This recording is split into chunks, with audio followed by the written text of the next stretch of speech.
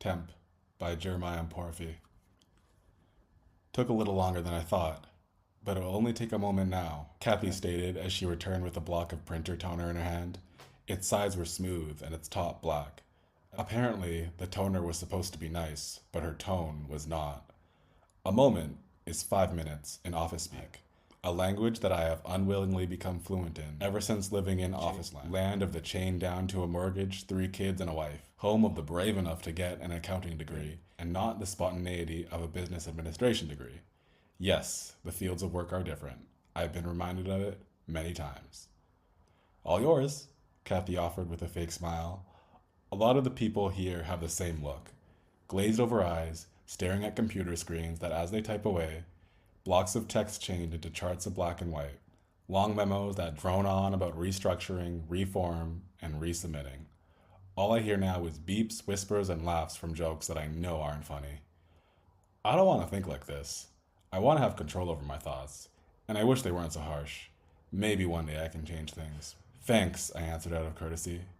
With the printer now free, I commenced my task of attempting to brighten up the office by designing and printing posters for the summer barbecue. It was easy enough to finish within an hour. I finished within 4. It takes a lot of effort to pretend I care about being meticulous regarding which kind of yellow makes for the best sand for the summer 2008 beach theme barbecue.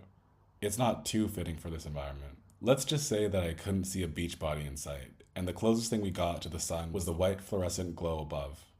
With one hand, I caught the falling posters that spat from the printer's mouth, as if it were allergic to generic fonts and uninspired party ideas.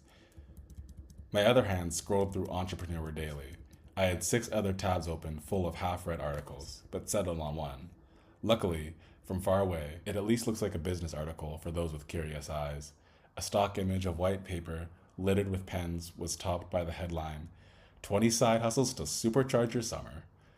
I started May with dropshipping, June with reselling, July with freelance writing, and finally settled on digital marketing. I did the hard part already. I bought a domain and drafted a business plan. When I got the internship, I thought I could learn marketing and sales. Through my time here, I've gained the wisdom that as an adult, there is no such thing as summer. Only the memory of what summer used to be. Who knew that hell had gray floors, fluorescent lighting, square accommodations, an hour train ride every day, and casual Fridays? I thought there would be a lot more fire and brimstone, but the Bible was right about gnashing of teeth. I do it every morning when my alarm says 6 a.m. and my 6:01 alarm goes off as well. When I'm here, all I want to do is leave. There are some moments that are far easier than others. For example, I really love lunch.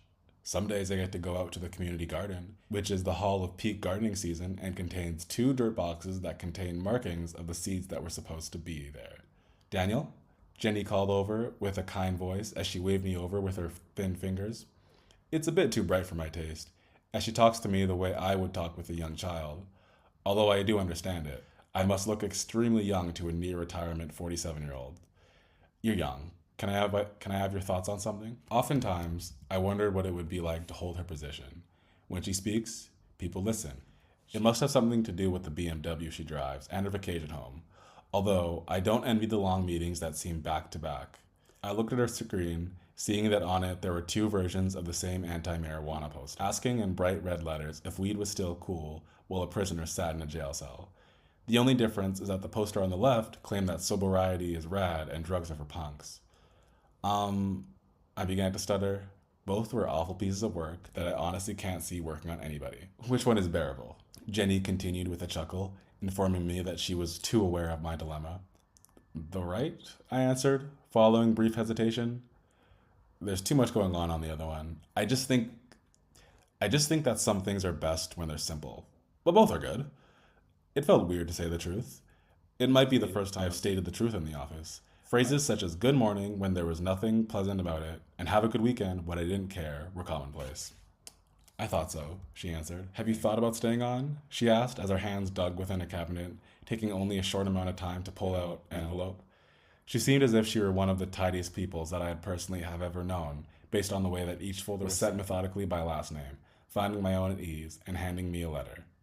I knew what was inside, a welcome letter, or an invitation, aka death sentence, for the crime of wanting a better future. Thanks, I said as she returned it back to her cabinet. shutting it closed, refusing my ability to view what was inside. Within it contained a great deal of interesting categories extending beyond just names.